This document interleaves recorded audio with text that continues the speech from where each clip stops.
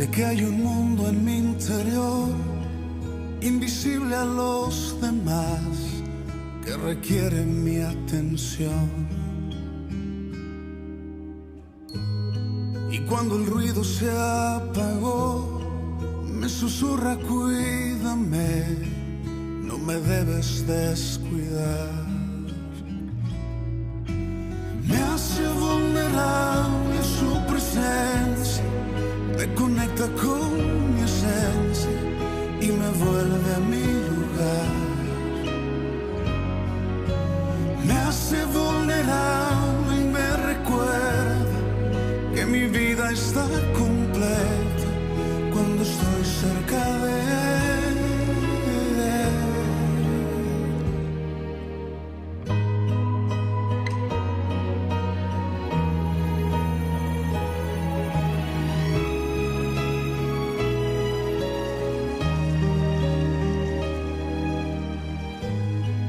Cuando el alma empieza a hablar, debo escuchar su suave voz, debo inclinar a mi corazón. Me quiere al centro regresar, a mi norte y mi razón, no la debo de ignorar. Me hace vulnerable su presencia, me conecta con mi esencia y me vuelve a mi lugar. Me hace vulnerable y me recuerda que mi vida está completa cuando estoy cerca de él. Me hace vulnerable su presencia, me conecta con mi esencia y me vuelve a mi lugar. Me hace vulnerable y me recuerda que mi vida está completa cuando estoy cerca de él.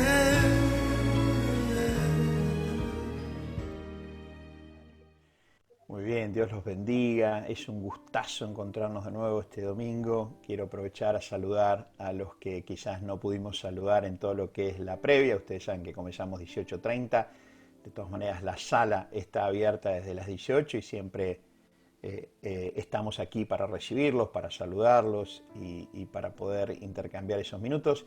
En el caso de no haber tenido esa oportunidad con algunos de ustedes, les dejo un abrazo y un saludo enorme, como así también a todos aquellos que están viendo este video y quizás no tuvieron la posibilidad de estar este día domingo 28 de junio, donde vamos a iniciar un viaje que les puedo asegurar va a ser apasionante. Los quiero invitar a que se sienten bien en sus sillas. Aquellos que tienen la posibilidad de estar con alguien al lado, agárrense de las manos. Vamos a ir elevándonos en la altura de nuestra comprensión de uno de los temas en la palabra de Dios tan necesarios y tan relevantes como es el tema de la oración. Vamos a iniciar este viaje hoy y como lo hemos hecho en otras oportunidades, vamos a ir en cada presentación y en cada domingo, vamos a ir dejando ideas fuerzas, vamos a ir dejando puertas abiertas para que aquellos de ustedes que deseen pasarlo lo puedan hacer y vamos a ir construyendo ese sendero de comprensión, tanto de alguna manera de pensamiento como comprensión espiritual, en torno de ir construyendo una fe que sea una fe basada en la comprensión de la voluntad de Dios que está expresada en su palabra, como hemos aprendido en algún momento, y que nos refleja la verdad de Dios en general y en particular. Entonces, dicho esto, los quiero invitar a comenzar esta hermosa presentación que va a tener que ver con un estilo de oración. Y dice un estilo de oración, no dice el estilo de oración. No está en la presunción desde ningún tipo, desde ningún punto de vista, venir acá cómo son las cosas en cuanto a la oración desde este lugar, desde este micrófono, desde esta instancia de tener la bendición de abrir las Escrituras. Simplemente vamos a contribuir en considerar un estilo de oración y como ustedes lo vienen viendo y aprendiendo cada domingo, procurando que aquello que proponemos esté respaldado por el decir de la palabra de Dios. Algo así como si Dios ya lo dijo en la palabra de Dios, nosotros no tendríamos que agregar ni sacar. Nuestro gran desafío con el cual nos encontramos es no entrar a la palabra de Dios con preconceptos y no salir de la palabra de Dios con aquellas cosas que quizás la palabra de Dios no dijo, o al menos no dijo de esa manera.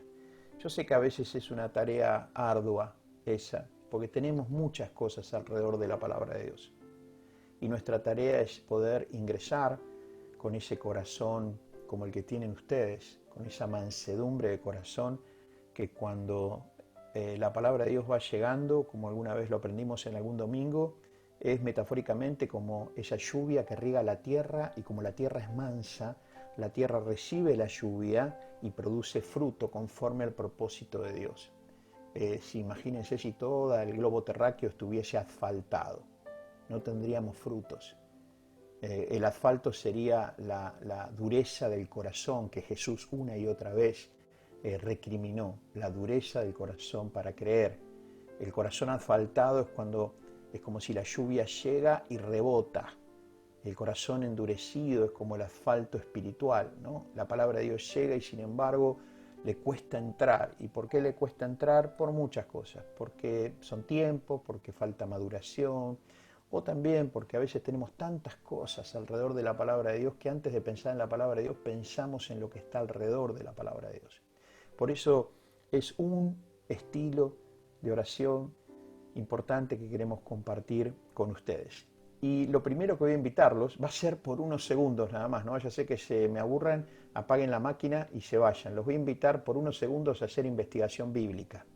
Esto apasionante que alguno de ustedes me ha preguntado algunas cosas respecto a este tema, entonces voy a compartir con ustedes una primera placa, hermosa placa de investigación bíblica para poder situarnos en un punto que nos va a abrir la puerta a lo que queremos tratar, que es la oración. ¿Y qué es la oración desde el punto de vista más macro?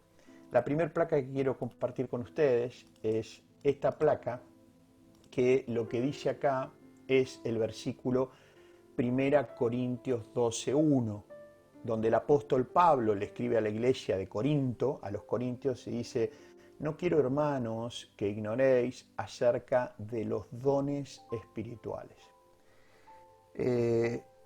La pregunta que durante mucho tiempo yo me hice fue la oración, porque a veces pienso, ¿cómo puede ser, che? Hay personas que cuando oran quedás como conmovido, como que algunos pueden orar, ¿viste? Otros no pueden orar.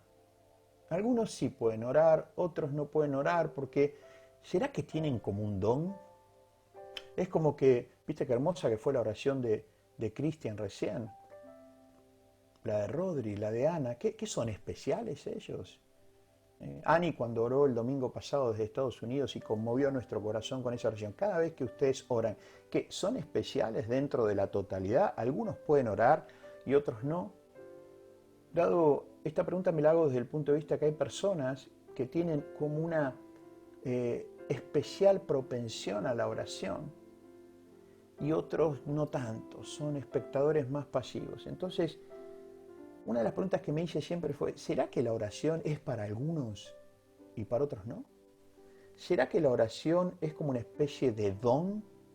Claro, cuando vemos este versículo acá, que dice, hermanos, no quiero que ignoréis acerca de los dones espirituales, yo, claro, rápidamente me voy a ver si dentro de los dones espirituales está la oración. Y ustedes saben que después de hacer un viaje por la palabra de Dios, desde Génesis a Apocalipsis, no está esta referencia de dones. Y más sorpresivo es cuando al estudiar este versículo, que hace referencia a dones, cuando dice no quiero que ignoréis acerca de dones espirituales, nos encontramos con esta sorpresa. Cuando les decía que vamos a hacer un poquito de investigación bíblica, cuando estudiamos la palabra de Dios, recuerden que en el Antiguo Testamento predomina el hebreo, en el Nuevo Testamento predomina el griego. Jesús no hablaba griego, Jesús hablaba un dialecto del hebreo que se llamaba arameo estrangelo. Ni siquiera hablaba el hebreo más puro, por supuesto que se podía comunicar en esa lengua, entendía y enseñaba, pero su idioma de cuna fue el arameo estrangelo. Ahora bien, en el Nuevo Testamento, donde están especialmente las cartas del apóstol Pablo, Juan, Santiago, a la iglesia del momento empieza a predominar el griego. ¿Por qué? Porque el ministerio de la palabra de Dios se abre no solo a los judíos, sino también a los griegos. Y aquí tenemos una pieza de investigación que se llama Biblia Interlineal del Nuevo Testamento. ¿Qué es lo que te muestra? Tenés el Nuevo Testamento, el libro que querés estudiar, el capítulo y el versículo, te da el versículo en español que querés estudiar y después te da un cuadro de investigación donde tenés todas las palabras, como ustedes verán acá, en griego, y apretando estos botones vas a ver la transliteración. ¿Qué quiere decir eso? Cómo esta palabra en griego se translitera fonéticamente, especialmente al español. ¿Cuál es la palabra que a nosotros nos interesa estudiar? La primera que nos interesa estudiar es la palabra dones. Y oh sorpresa, en el texto de 1 Corintios 12 no está la palabra dones. Esto es algo que ha pasado y sigue de alguna manera pasando a menudo cuando nosotros, en la idea de darle sentido a las escrituras, especialmente los teólogos, los autores de transliteraciones, han trabajado, han hecho ejercicios de sacar o poner palabras para darle sentido a la escritura. Eso se llama hermenéutica, esto darle una actualización a la palabra de Dios. Es importante ese trabajo, ustedes saben, es importante, porque hay veces que hay palabras que están caídas en desuso, y entonces necesitamos que aquellos que tienen las competencias y por supuesto confiamos en la guía espiritual, hagan ese trabajo. La palabra de Dios originalmente no tenía capítulos y versículos. Gracias a Dios que hubo un equipo que en algún momento, hace miles de años atrás, dijeron, che, esto es ilegible, pongámosle capítulo y versículo. Entonces, el poner capítulos y versículos nos ayuda muchísimo a la comprensión de los textos. Pero también hay cosas que son simpáticas, ¿no? En esta tarea de poner capítulos y versículos, hay un versículo en Juan que está cortado en la mitad. Se le puso un versículo en la mitad del versículo. Se hicieron dos versículos de uno cuando no era necesario. Pero esas son cosas menores. La ayuda de los capítulos y versículos es realmente tremenda, absolutamente beneficioso. El tema es cuando nosotros agregamos o sacamos palabras. En este caso, la palabra dones no existe en el texto. Y haberla puesto generó un sinfín de confusiones y especulaciones, donde ahí sale una teología de meritocracia, diría yo, ¿no? Es increíble porque la palabra dones, que quiere decir carisma, que es los dones de la gracia, carismata es dones que viene de gracia de Dios, los dones no son por meritocracia, son por fe, aquellos que sean, no vamos a estudiar ese tema hoy. Lo que vamos a decir que justo acá, que el apóstol Pablo se va a encargar de hablar de asuntos espirituales motivados por el amor de Dios. ¿Se acuerdan que nosotros en la ley del amor vimos el capítulo 13, que lo llamamos el mapa del amar, donde vimos las cualidades del amor? Bueno, el capítulo 12 va a hablar no de dones espirituales, va a hablar de asuntos espirituales. Entonces, cuando ustedes ven esto acá, van a ver que estas palabritas verdes, que son griegas, en ningún momento aparece la palabra don, pero sí aparece esta palabrita, que ustedes la tienen acá con el número 4152, que es una palabrita larga en griego, que acá hacen una primera aproximación cuando se hace el trabajo interlineal. ¿Qué quiere decir interlineal? Castellano-griego, que dice que esta palabra hace referencia a cosas espirituales. Entonces, cuando apretamos el botoncito y estudiamos la familia de palabras de esta palabra que está acá, que probablemente no entendamos nada todavía de lo que quiere decir, pero cuando nosotros bajamos desde ahí y estudiamos este tema, nos vamos a dar cuenta que esta palabra en verde está transliterada del griego al español como la palabra neumático. Se escribe P como psicología, ¿vieron? P psicología, pero psicología, P neumático es neumáticos, y la palabra neuma, que es la palabra raíz, quiere decir espíritu. El espíritu Espíritu de Dios es el neuma de Dios, el neuma theo, el neuma de Dios. Este neuma, cuando hablamos de neumáticos, que también los usamos para andar en nuestros automóviles, pero no tiene nada que ver con esto, los neumáticos, que así lo llamamos, qué cosa llamativa, ¿no? Será porque tienen aire, y como el Espíritu es especialmente viento, dirá la palabra de Dios, ¿tendrá que ver con eso? No, no tiene nada que ver, es para ponerle un poco de humor nada más. Neumáticos, neuma, espíritu, aquello que pertenece, es determinado o influenciado por o que procede del Espíritu. Cuando en griego hablamos de neumáticos, hablamos de cosas espirituales, de asuntos espirituales. Podríamos hacer una síntesis de neumáticos para decir que trata con cosas, actividades o asuntos espirituales. Y en esta placa de investigación, miren a dónde hemos llegado. Muy importante, todo don de la gracia de Dios es un asunto espiritual, pero no todo asunto espiritual es un don. La primera cosa que necesito compartir con ustedes es dónde ubicamos el tema de la oración. Porque así como yo les dije que ubicar la palabra dones en ese versículo trajo un sinfín de alguna manera de construcciones meritocráticas, decir, este sí tiene el don, este no tiene el don. Es cierto, hay lugares en la palabra de Dios que dice que Dios, por su gracia, da ciertos carismas en particular, pero ¿saben qué? Son los menos. La mayoría de los dones de Dios son generales. Por ejemplo, la vida eterna es un don de Dios. La Biblia lo llama el don de la vida eterna. ¿Para quién es? Para todo aquel que cree. Entonces no hay más vida eterna o menos vida eterna. Hay más vida eterna para Pablo y Ana porque hacen tal cosa y menos vida eterna para Clara porque hace tal otra o no hace tal cosa. Hay más vida eterna para Suárez y menos para Hugo, Miguel. Hay menos vida para mí o más y menos o más para Cristian. La vida eterna es un regalo de Dios que no depende de vos, depende de lo que Jesús hizo, que en la medida que nosotros lo creemos, lo tenemos. Después la palabra de Dios habla de un don para todo el mundo, que también crea en relación a lo primero que se llama don de Espíritu Santo. Y hay distintos dones que son generales y después habrá algunos dones que son particulares. Por ejemplo, todos estamos invitados a hablar la palabra de Dios y compartirla con algunas personas. Aquellas personas que quieran, aquellas personas que están en nuestro corazón. No con todas, no podemos compartir la palabra de Dios con todo el mundo todo el tiempo, pero sí con aquellas personas que Dios va poniendo en tu camino. Siempre digo que hay personas que solamente llegarán a la palabra de Dios en la medida que vos escuches la voz de Dios y que Él está preparando para que vos le hables. Hay personas acá que están siendo invitadas y fueron invitadas y están acá porque les habló esa persona. Quizás les hubiese hablado cualquier otra y no vienen. Entonces, todos tenemos la posibilidad de hablar la palabra de Dios, pero hay personas que son muy especiales al hablar la palabra de Dios.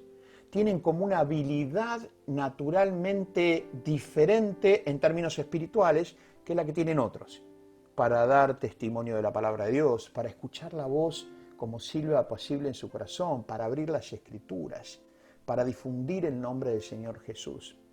Ahora bien, la oración, ¿es un don? No, no lo es. La oración no es un don, sino que la oración está entre los temas, asuntos, actividades espirituales más importantes de la existencia humana. La oración es un asunto espiritual, no es un don. No necesitamos esperar que Dios haga algo especial con nosotros para que nosotros abramos nuestro corazón y lo derramemos. Con algunos de ustedes yo los he invitado a orar en estos comienzos y al final, y por una cuestión de cuidado y de acompañamiento en su desarrollo espiritual, los he invitado con anterioridad, cosa de no ser sorprendidos. A otros no hace falta eso. Pero aquellos que los he invitado es para que de alguna manera puedan ir acercándose a una práctica espiritual necesaria y compartida, que no es para unos pocos. Y es como un común denominador, ¿no? A veces le ofreces esto a la persona con tiempo y la persona en su humildad y en su corazón te parece como diciendo esto, deja que lo haga otra persona o que lo haga el otro. No, la invitación es para vos. Y acordate que la oración, ya lo vamos a ir aprendiendo en próximos momentos, no tiene que ver con una formulación, sino que tiene que ver con una expresión. Ya vamos a ver en algún momento, inclusive, y les dejo el título, el Padre Nuestro que el Señor Jesús le enseña a sus discípulos y apóstoles, que tiene claro, fue Jesús el que oró, ni más ni menos, tiene un corpus, tiene un impacto, tiene una cantidad de palabras que es tan poderoso, es tan profundo, es tan actual en el momento que lo hice, que parece que queda como una oración hecha y que siempre tiene que ser así. Jesús mismo le dijo, cuando oren, no hagan vanas repeticiones. Entonces, si él hubiese planteado el Padre Nuestro como una repetición, se estuviese negando a sí mismo. Y ya lo vamos a ver en profundidad, la hermosa oración del Padre Nuestro, que es lo que de alguna manera vemos en la palabra de Dios que el Señor Jesús nos dejó como regalo. Pero orar es la expresión del corazón. Es como este niño que expresa su corazón buscando la relación con aquel en el que él cree. Eso es oración. Por eso lo primero que quería decirles es que la oración no es un don. A partir de este viaje que iniciamos, es la invitación para que aquellos de ustedes que tienen una vida de oración la puedan profundizar en algunas cualidades que vamos a compartir, que de tenerlas es fortalecerlas y de no tenerlas es incluirlas. Y aquellos que se están acercando a este espacio, que puedan desarrollar el hábito de la oración como estilo de vida. Los hombres y mujeres que fueron poderosos en acción en toda la historia espiritual fueron hombres y mujeres de oración. Lo vuelvo a decir esto. Poderosos en acción, hombres de oración y mujeres de oración. Mujeres y hombres de oración, poderosos en acción. Pero cuidado con la oración como aquella manifestación del ego personal de que yo oro más que vos. Eso no es el punto. El punto es la expresión del corazón.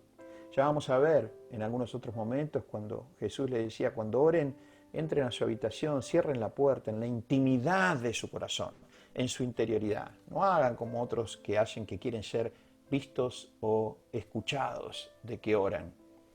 Es como él lo relacionó esto con el ayuno. Si ustedes ayunan, que no se entere nadie. Nadie. No como aquellos que ayunan, decía, y se demacran la cara y andan todo el día diciendo que están haciendo ayuno. Al contrario, cuando ayunás, lavate la cara, prepárate, decí que estás haciendo algo como que estás mejor que nunca y no peor que nunca. El ayuno no te tiene que empobrecer espiritualmente, sino fortalecer. Por lo tanto, bienvenidos a un mundo que vamos a compartir juntos, que es el mundo de este asunto espiritual llamado oración. Voy a comenzar con ustedes una historia, una pequeña historia, que tiene como objetivo capturar lo que yo voy a dar en llamar un flujo, que ahora le voy a compartir, y vamos a meternos en el corazón de ese flujo.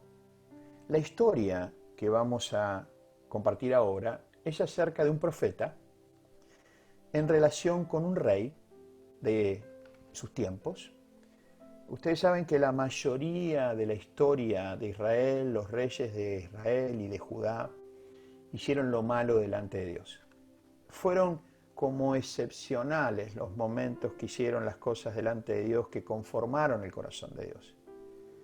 No es diferente a los tiempos que vivimos ahora. Si nosotros vemos, por ejemplo, la historia de nuestro país, de los últimos 100 años, 80 años, salvo alguna que otra circunstancia, donde nosotros podíamos decir, estuvimos en paz, con cierta abundancia, con cierta expansión como sociedad, la mayoría de nuestro tiempo fue una sociedad en escasez, en conflicto, con pobreza, con inflación.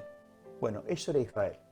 La mayoría del tiempo vivía fuera de lo que podía ser la bendición para el pueblo de Dios. Vamos a meternos en la historia de este profeta.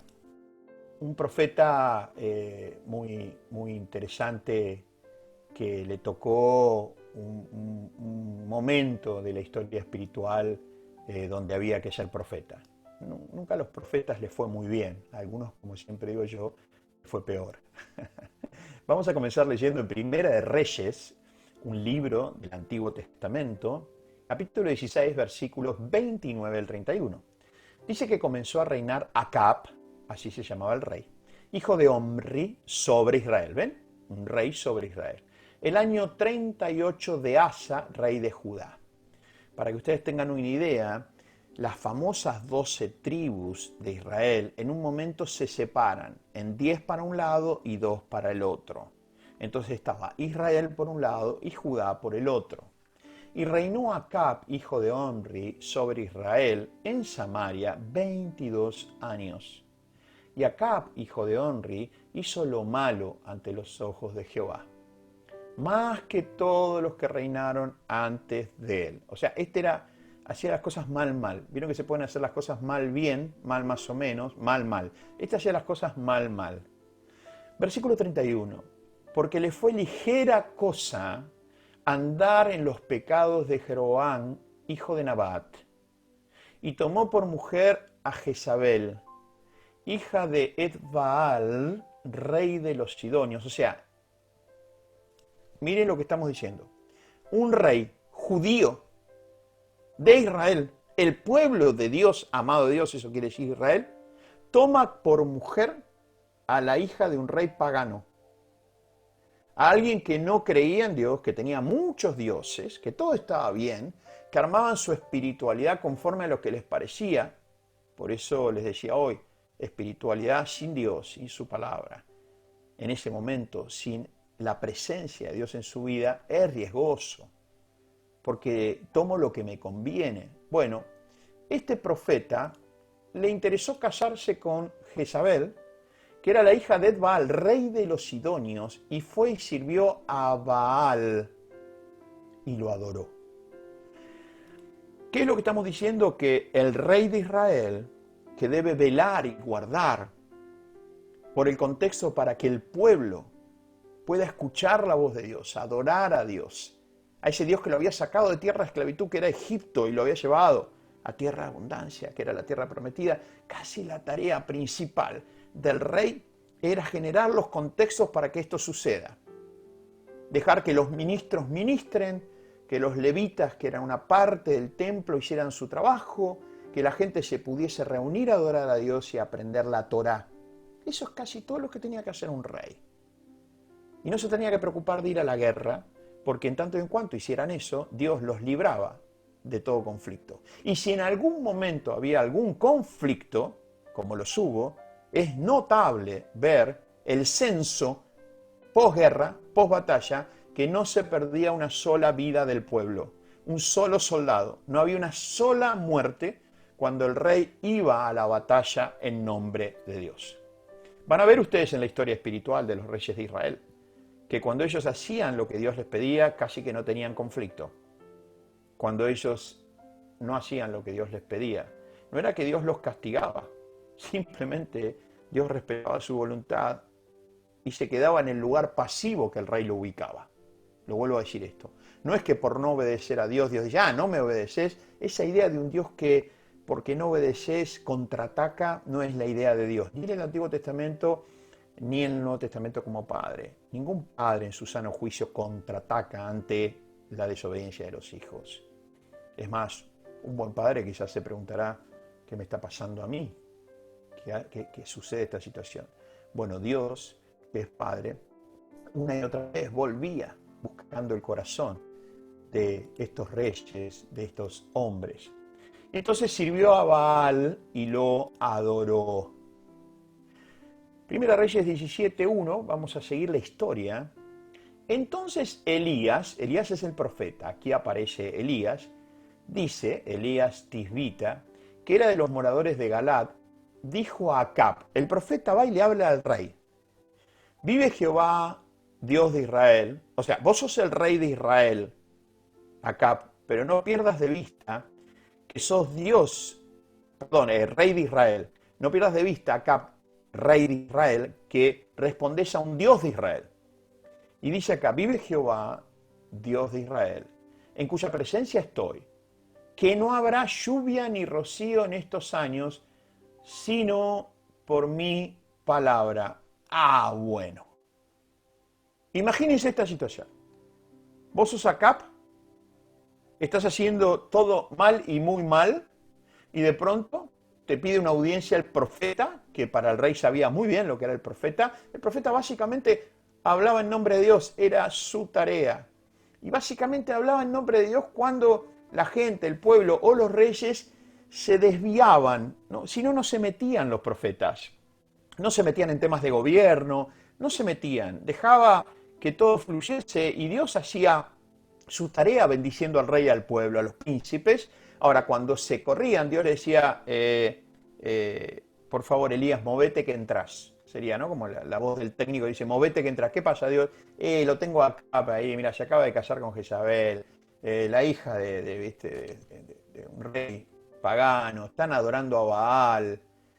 Baal es uno de los dioses más severos del Antiguo Testamento, que tenía intenciones muy claras de disgregación.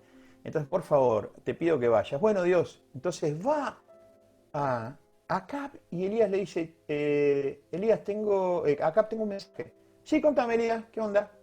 Mirá, no va a llover por un buen tiempo. Imagínate vos, ponete en ese lugar. Y vino a él, ¿a quién? A Elías, vino a Elías palabra de Jehová diciendo, después que le dijo lo que le dijo a Acab, apártate de aquí y vuélvete al oriente y escóndete en el arroyo de Kerit, que está frente al Jordán. Como vemos, Dios veía que algo venía y le dice a su profeta que se esconda en un lugar, él lo va a cuidar. Beberás del arroyo y yo he mandado a los cuervos que te den allí de comer. En otras palabras, lo mandó a aislamiento social obligatorio, lo mandó a cuarentena al arroyo de Kerit. Y él fue, hizo conforme a la palabra de Jehová, obedeció, hizo lo que Dios le pidió, pues se fue y vivió junto al arroyo de Kerit, que está frente al Jordán. Y atentos con esto, ¿no? Quiero contarles que no había supermercado en ese momento, no había Carrefour, no había comercio de cercanía. Él estaba escondido en el arroyo de Kerit. ¿Y cómo se le arregló Dios para que no se le muera el profeta? Dice que los cuervos le traían pan y carne por la mañana y pan y carne por la tarde. O sea, ni siquiera era take away. O sea, ni siquiera Elías tenía que ir a recoger. Tenía delivery. Tenía un globo directamente que le llegaba al arroyo de Kerit con pan y carne. Pasados algunos días se secó el arroyo porque no había llovido. Claro, que era lo que le había dicho Elías a Acab. No va a llover porque no había llovido sobre la tierra. Vino luego a él palabra de Jehová diciendo, noten por favor la dinámica relación entre Dios, Jehová, que es el nombre de Dios del Antiguo Testamento, y su profeta. Dinámica, va y viene. Dios le dice, andate a Kerit, y ¿qué hace Elías? Va. Vino luego a él palabra de Jehová, diciendo, como de nuevo, ¿no? Levántate, ahora nos vamos a levantar de acá. Claro, no hay agua en el arroyo de Kerit, levántate. Vete a Sarepta de Sidón y mora allí. He aquí, yo he dado orden allí a una mujer viuda que te sustente. Quiero contarles que lo que Dios acaba de hacer con Elías es algo de una disrupción cultural pocas veces vistas en la Biblia. Los hombres no hablaban con las mujeres, y mucho menos si las mujeres eran viudas. Los hombres no se acercaban a las mujeres no se acercaban a los hombres, y mucho menos si eran viudas. Y viene Dios y le dice, te vas a ir a tal lugar, a Sarepta, y ahí hay una viuda. Imagínense la cabeza de Elías, como diciéndole, ¿qué estás diciendo, Dios? Vamos a ver qué hizo, ¿les parece? Vamos a ver qué hizo Elías. Me imagino la conversación interna, ¿no? Proveniendo de esas conversaciones internas de su ego, le dicen, no puede ser, vos tenés que tener en cuenta. Vamos a ver qué pasó. Dice en el versículo 10, entonces él se levantó y fue. Esto es maravilloso. ¿Qué estaba haciendo Elías? Buscando sus alturas como profeta. ¿Y qué hace? Se mantiene caminando con Dios. Y acá ven cómo Dios, en el principio de sabiduría, le va diciendo qué hacer y qué no hacer. La voluntad de Dios para Elías era un ministerio profético y Elías quería servir a Dios. Él tenía la responsabilidad de hablar en nombre de Dios. Entonces él se levantó y se fue a Sarepta. Y cuando llegó a la puerta de la ciudad, he aquí una mujer viuda que estaba allí recogiendo leña. Él la llamó y le dijo, te ruego que me traigas un poco de agua en un vaso para que beba.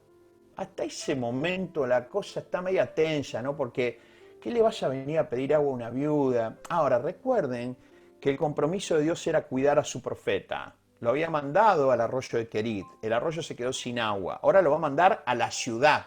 Lo va a mandar a un lugar visible. Si él lo deja visible, probablemente el rey Acab lo encuentre y no se olvide que Acab fue el que escuchó que dijo él no va a llover. Y yendo ella para traérsela, él la volvió a llamar y le dijo, te ruego que me traigas también un bocado de pan en tu mano. Bueno, esto ya es demasiado. Y ella respondió y dijo, vive Jehová, tu Dios, atento con esto, no es mi Dios, es tu Dios. Le estaba pidiendo a una mujer que no tenía a Dios en su vida, en su corazón. Vive Jehová, tu Dios, que no tengo pan cocido. Solamente un puñado de harina tengo en la tinaja y un poco de aceite en la vasija. Y ahora recogía los leños, 2 leños, para entrar y prepararlo para mí y para mi hijo. ¿Para qué? Para que lo comamos y nos dejemos morir. ¡Wow! ¡Qué situación! Elías es guiado a Sarepta. Dios le dice que lo va a recibir una viuda. Lo recibe esa viuda. Y lo primero que hace el profeta le pide agua. Claro, no había más en Querit. Ella le trae un vasito de agua. Pero aparte le dice, haceme una tortillita. Y la viuda le dice, pero flaco, ¿qué te pasa? No quiero faltarte respeto. O sea, por tu Dios te quiero decir algo. Me queda un poquitito así de harina, 150 gramos de harina, un poquitito de aceite. ¿Sabes qué estoy haciendo?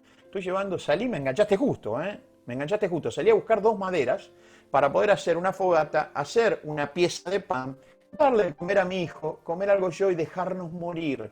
La gente se estaba muriendo de hambre. No era algo extraordinario. La hambruna había llegado de tal manera que se deja morir.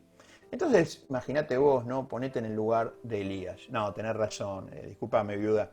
La verdad que me fui de mambo, que es ubicado. La verdad que sí. ¿Sabes qué pasa? Estoy débil. Como estoy débil y no como, no pienso. Entonces, vamos a ver cómo se hace cargo de esta metida de pata del profeta. Elías, versículo 13, le dijo, no tengas temor. No tengas temor. Ve, haz como has dicho, pero hazme a mí primero. Uno puede decir, no, tenés razón, andá, coman y déjense morir. Mira, hacé como dijiste. ¿Ibas a hacer una tortilla? Anda, hacela, pero a mí me das primero. Pero qué pedazo egoísta. Elías, ¿qué te pasa? Hazme a mí primero de ello una pequeña torta cocida debajo de la ceniza y tráemela. Y después harás para ti y para tu hijo. Imagínense ustedes esa madre diciendo, pero vos, ¿qué te pasa? ¿Cómo voy a hacer primero para vos y después para mi hijo y para mí? Hago para nosotros y si queda algo te convidamos. Pero ¿qué te pasa, Elías? Ubicate en la palmera. Estás desubicado, estás en la palmera incorrecta, Ubicate en la palmera. Sin embargo, parece ser que algo en el lenguaje de Elías, con la paz que lo dijo, la tranquilidad, la confianza, porque Elías tenía el principio de voluntad, estaba caminando en la sabiduría de Dios y estaba confiando en lo que Dios le decía. Dice, harás para ti y para tu hijo, pero primero me das a mí. Y quiero contarte algo, viuda. Jehová, Dios de Israel, yo sé que no es el Dios que vos confiás, yo lo sé, pero Dios en su amor y su misericordia es tan grande. Porque Jehová, Dios de Israel, ha dicho así, la harina de la tinaja no escaseará, ni el aceite de la vasija disminuirá, hasta el día en que Jehová haga llover sobre la faz de la tierra. En otras palabras, Elías le está diciendo a la viuda, andá, hacé la torta, tráeme a mí primero, después coman ustedes. Y en ese acto de fe, la tinaja siempre tendrá harina y siempre habrá aceite. Algo pasó en el corazón de esta mujer. Entonces ella fue e hizo como le dijo Elías. Y comió él y ella y su casa muchos días, muchos días. Y la harina de la tinaja no escaseó. Ahí tenés la palabra de Dios, del Dios de la palabra, que cuando abre la boca, el mundo se condiciona a su decir. Cuando el mundo se ordena detrás de la voz del Creador, ni el aceite de la vasija menguó, conforme a la palabra que Jehová había dicho a Elías. La promesa de Dios fue con su profeta, y el profeta se lo dijo a esta mujer. ¿Cómo sigue esta historia? Pasado muchos días, vino palabra de Jehová a Elías. Siempre me pregunto, ¿cuántos días habrán pasado? Pasado muchos días, vino palabra de Jehová a Elías en el tercer año, 3 años sin llover, diciendo, ve, muéstrate acá, y yo haré llover sobre la faz de la tierra. Van a ver que Elías nunca está ni súper eufórico, ni súper caído. Tiene sus días, algún día más contento, otro día más caído. Pero en la medida que él tenía los ojos en Dios, ¿qué hizo Elías? Fue pues Elías a mostrarse a Acab. Imagínense a Acab cuando aparece Elías. Y el hambre era grave en Samaria.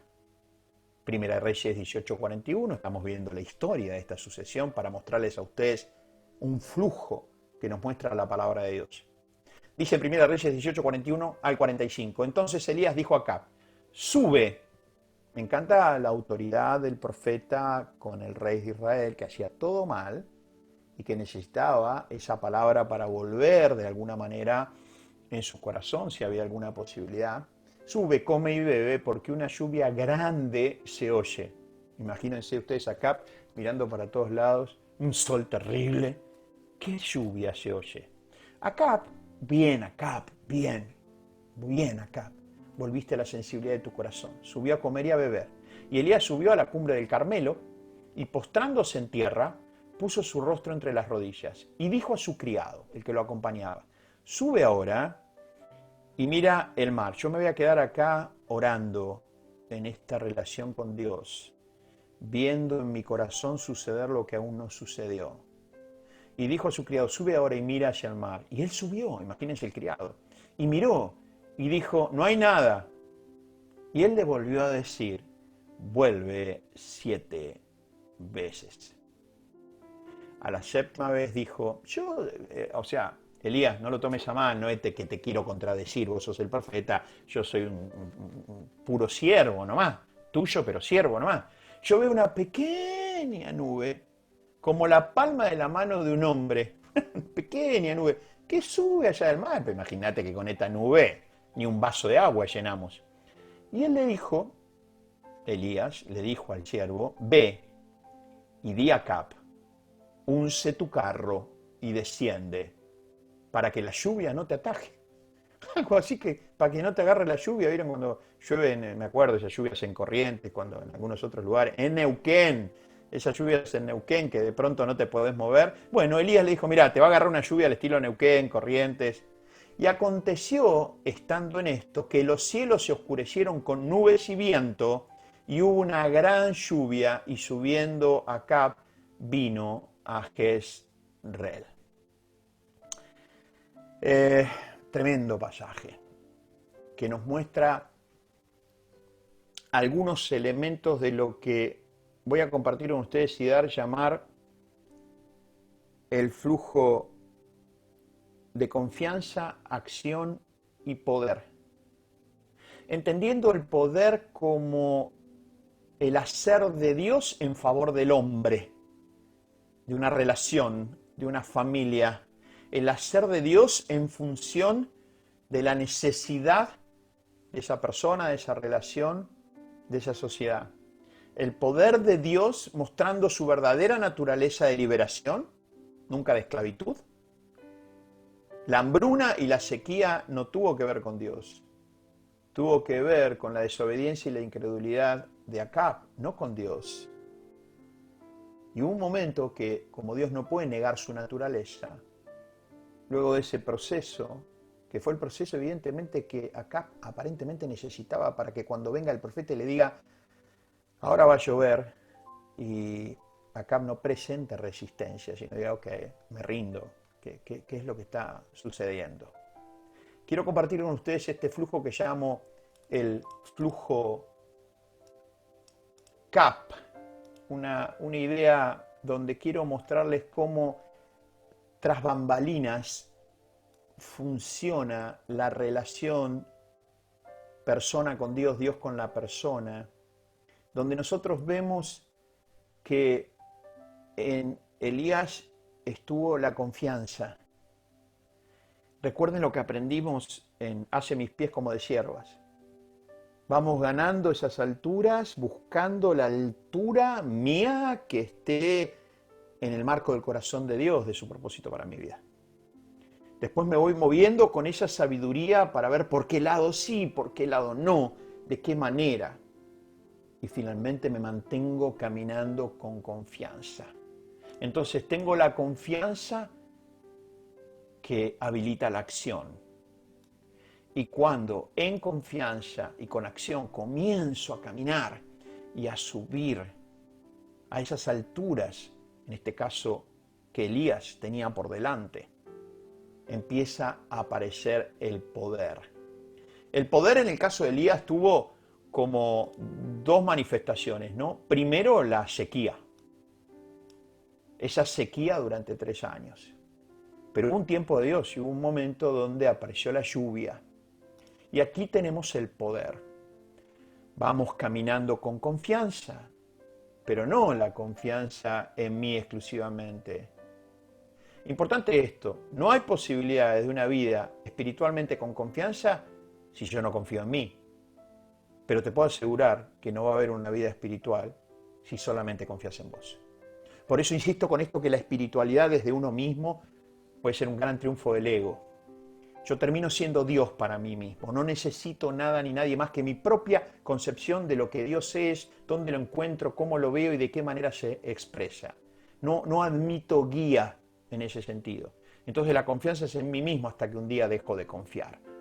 La confianza es en Dios y en uno mismo. No puede haber andar espiritual de confianza si no confío en mí. Pero ese juego empieza ahí, no termina ahí. El juego con Dios empieza también y no termina ahí, si yo no confío en mí, por más que confíe en Dios.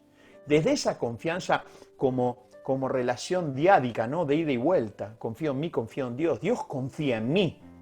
Dios confió en Elías. Imagínense diciendo Dios, pero este Elías, mirá si se me quiebra ahora. Mirá si cuando tiene que hablarle a la cara a Cap, no lo puede hacer. Entonces, confianza, acción, poder. Y claro, miren lo que aparece acá. Aparece una especie de dinámica virtuosa. Cuando yo empiezo a caminar y a confiar y tomo acciones conforme a lo que voy aprendiendo, y el poder de Dios se manifiesta. Y cuando yo veo el poder de Dios manifestándose, eso fortalece no solo mi red neuronal de confianza, sino también mi red espiritual en términos de infraestructura neural. La confianza no es solamente una emoción, una disposición que yo tengo como ser humano respecto al juicio que tengo y todo lo que hemos aprendido, que es valiosísimo. La confianza es una red neuronal espiritual. Que cuando esa red neuronal espiritual está debilitada, desnutrida, desarmada, obviamente no esperamos que sea el poder de Dios el que marque la diferencia, sino que lo que esperamos es que nuestras acciones, en la base que tenemos de confianza en nosotros mismos, solucionen los problemas o cambien la realidad. Por supuesto que hace falta esa confianza. Yo no podría estar haciendo lo que estoy haciendo con ustedes si yo no confiaría en que puedo hacerlo, en que puedo abrir las escrituras y tener este tiempo con ustedes. No lo podría hacer. Pero el tema es que la mayoría de las veces los seres humanos nos quedamos atrapados en que estamos tranquilos y estamos totalmente confiados en nosotros. Es un truco del ego. Precisamente como decía la canción al principio, en algún momento tiene que aparecer la vulnerabilidad de mi interioridad. Si yo no confío en Dios para este momento, no alcanza. Por eso este círculo, esta dinámica virtuosa de confianza en esta relación diádica entre Dios y uno y Dios. Voy a la acción. y tengo la expectativa asentada por mi confianza en que Dios va a hacer presente su poder liberador, regenerador, reconstitutivo, creativo. El poder de Dios es liberador y creativo. Y si tiene que crear una red neuronal nueva para que vos veas lo que no ves, lo va a hacer. Y si tiene que crear una red neuronal nueva para que hables lo que no podés hablar, lo va a hacer. Y si tiene que crear una red neuronal nueva para que vos camines como no caminás, lo va a hacer. El tema es que a veces nosotros queremos hablar, ver y caminar, empezando y terminando con nuestra propia confianza. Y el llamado de Dios es hermoso y es tremendo. Confíen. Vayan a la acción. Y déjenme a mí ser Dios.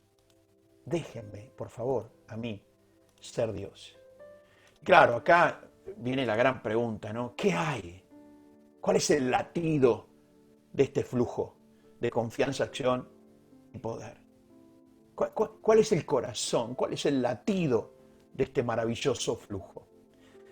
Bueno, quiero en esta primera parte de nuestro viaje de un estilo de oración, quiero compartir con ustedes lo que entiendo que en este tiempo y en este momento es conveniente, necesitamos profundizar, que tiene que ver ni más ni menos que este flujo de confianza, acción y poder que se hace virtuoso y se fortalece en sí mismo, tiene como latido principal, como corazón principal, una vida de oración.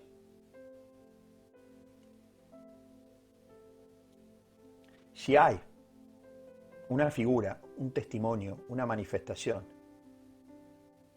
de una dinámica espiritual y humana de confianza, acción y poder, la podemos encontrar en la vida del Señor Jesús. Él vino a dejar huella para que sigamos en sus pisadas. Para los que estaban en su momento y también para los que habrían de creer en Él. Ya lo van a ver en algún otro momento cuando Él ora. En Juan 17 dice, y te oro por aquellos que van a creer en ti por mi palabra. Este es el corazón de un flujo en tu vida y en la mía de confianza, acción y poder. Cuando yo tomo distancia y me baso solamente en mi confianza, también quiero decirte algo, me voy a basar en mis temores. Cuando yo solamente tomo acción conforme a lo que me parece, lo que quiero y lo que deseo, quizás deje de ser una acción con sabiduría y tenga algún rasgo de acción con necedad. Y el poder que se va a manifestar va a ser un poder propio de mi capacidad humana. En cambio, confiando en mí mismo y confiando en Dios, tomando esas acciones que tienen que ver con mi mirada en el marco de la sabiduría de Dios, se va a manifestar poder, no solo personal, sino también poder espiritual. Y ahora, en este momento que hemos visto esto, ¿habrá cualidades, como dice acá, en este corazón, en este latido, en este estilo de oración? ¿Qué nos muestra la palabra de Dios en términos de cualidades para este estilo de oración, para esta vida de oración? Recuerden, hombres y mujeres poderosos en acción y por ende en manifestación del poder personal y de Dios, fueron hombres y mujeres de vida de oración. Y una de las cosas más maravillosas que vamos a aprender es que la vida de oración no necesita recluirse. La vida de oración es en la vida misma. El ministerio de Jesús fue muy corto, yo se los comenté a ustedes en algún momento. Y el Mesías, el Salvador del mundo, no se recluyó. Se preparó y salió a mostrar en el día a día, en la vida, en la cotidianeidad de ser personas y convivir entre personas, todas estas cualidades. Y una de ellas fue la oración. Jesús se tomaba su tiempo para orar en medio de toda la demanda, pero vivía demandado. ¿Por qué? Porque tenía poco tiempo para marcar una diferencia. Probablemente el poco tiempo que también tenés vos y que tengo yo. Claro, no tenés sobre tus hombros ni yo sobre los míos la responsabilidad de salvar al mundo, por más que alguna que otra vez hemos creído que podíamos salvarlo. No tenemos la responsabilidad de salvar al mundo. Tenemos la posibilidad de poder llevar un mensaje, llegar al corazón de la gente con el corazón de Dios y el mensaje de aquel que sí salvó al mundo. Pero así todo, probablemente el tiempo que tenemos es tan corto como el que tuvo Jesús. ¿Por qué? Porque tiene la intensidad de dejar una diferencia en términos humanos y espirituales. En esta primera presentación vamos a dejar estos pensamientos, nos vamos a quedar con esta pregunta de estas cualidades, de este latido, de este estilo, y simplemente, de alguna manera sencilla, accesible y amigable, voy a meterme por unos minutos en este corazón que es la vida de oración basada en una relación, en lo que es la vida del profeta Jeremías, que tiene que ver con lo que fue la bajada de la presentación para este domingo. Dice en Jeremías 33:1-3, vino palabra de Jehová a Jeremías la segunda vez. Esto lo van a ver una y otra vez, Dios yendo y viniendo, los hombres y las mujeres de Dios yendo a Dios y viniendo. Esto es la relación que necesitamos para que nuestro flujo de confianza, acción y poder, basada en la oración, pueda tener todo el beneficio que vimos, por ejemplo, en el ejemplo de Elías y que podemos ver en la vida de Jesús y en tantos hombres. Vino palabra de Jehová a Jeremías la segunda vez, estando él aún preso, estando preso en el patio de la cárcel. Fíjense qué interesante, ¿no? El profeta, en este caso Jeremías, estaba preso. ¿Se acuerdan que yo le comenté alguna vez que los tiempos de Jeremías fueron tiempos muy demandantes, tiempos de mucha insurrección, digamos, de mucho desvío de los principios básicos que Dios le pidió siempre a su pueblo? Dios pidió siempre cosas muy básicas, vida de oración, andar cuidándose en su interioridad cada uno y cuidando las relaciones sociales. Dios es un Dios tan amoroso y tan concreto en lo que nos pide para que nosotros podamos llevar fruto y ese fruto lo glorifique, que para que le pase lo que le pase a Jeremías, el pueblo estaba realmente fuera de esta situación. Él está preso en uno de sus momentos.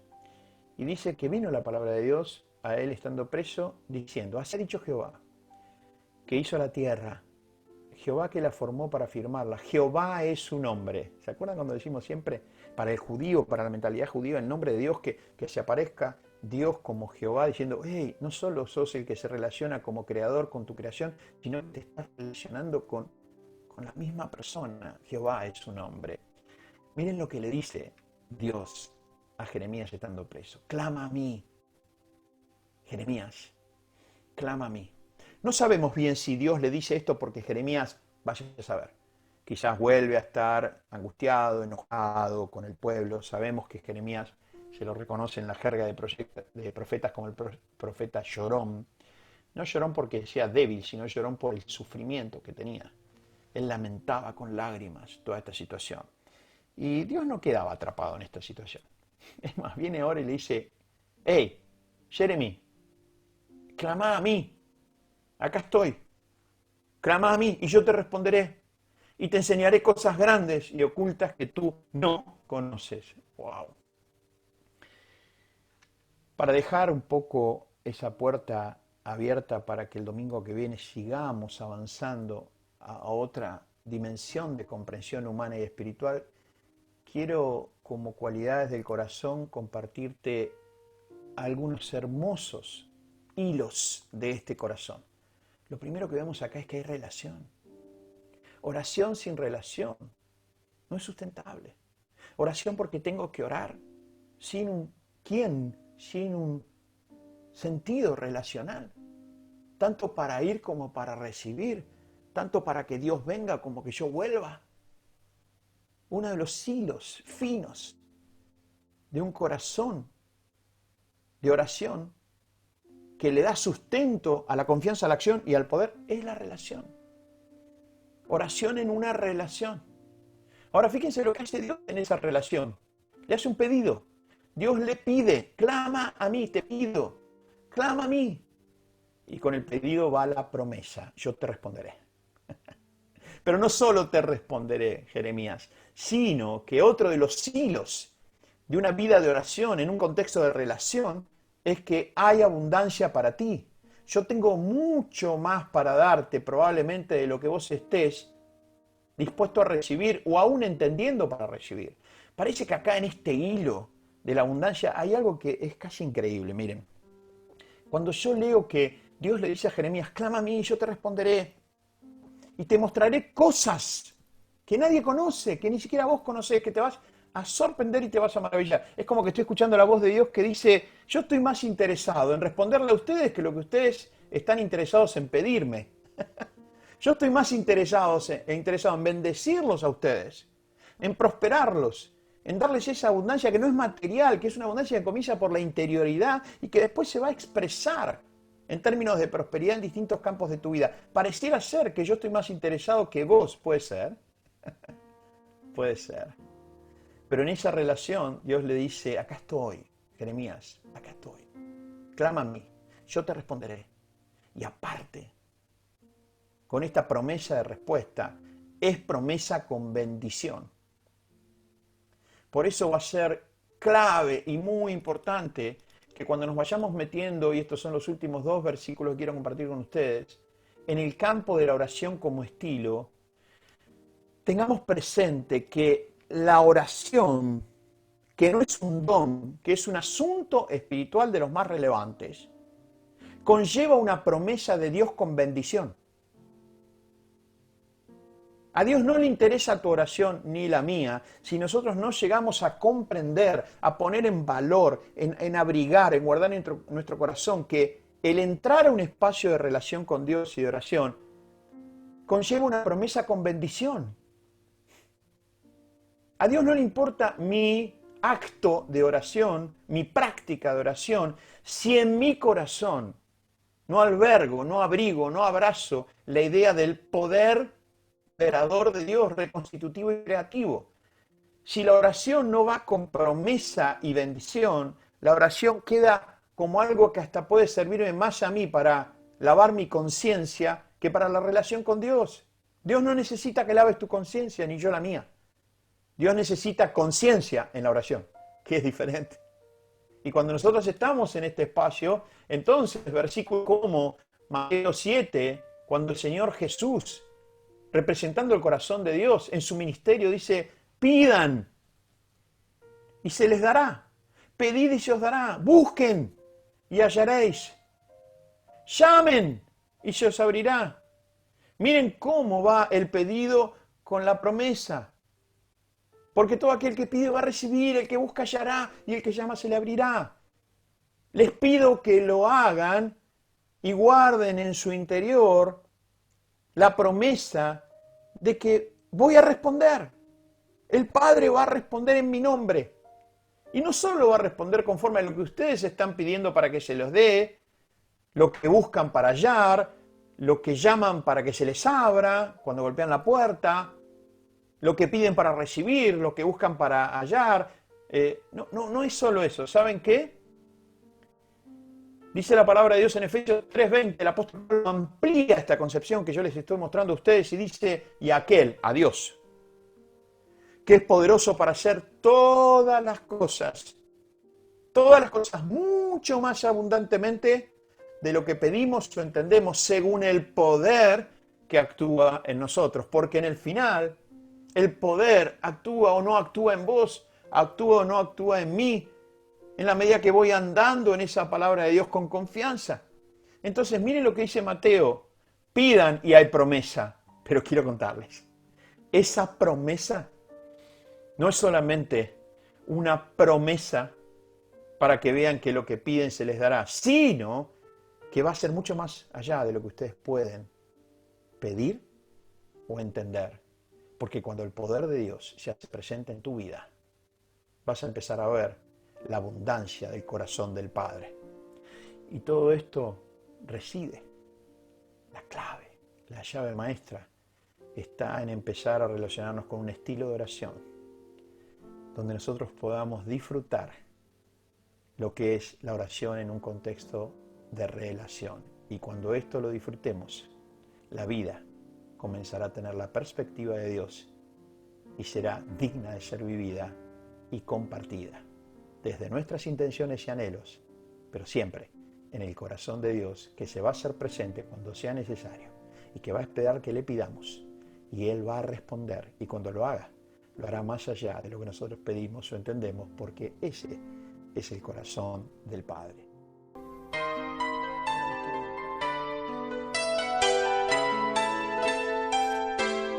Hay momentos que no deberían terminar. Hay segundos que tendrían que ser eternidad. Cuando tu espíritu, Señor, se toca con el mío y mi corazón estalla en adoración. Te amo, mi Señor. Se acaban las palabras, solo me queda mi alma para cantarte. Te adoro, mi Señor. No hay nada alrededor, solo estamos tú y yo. Solo estamos tú y yo.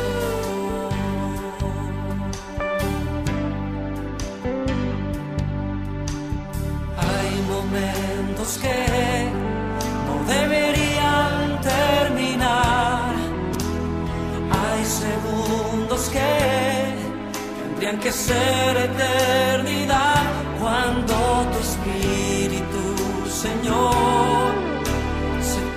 con el mío y mi corazón estalla en adoración.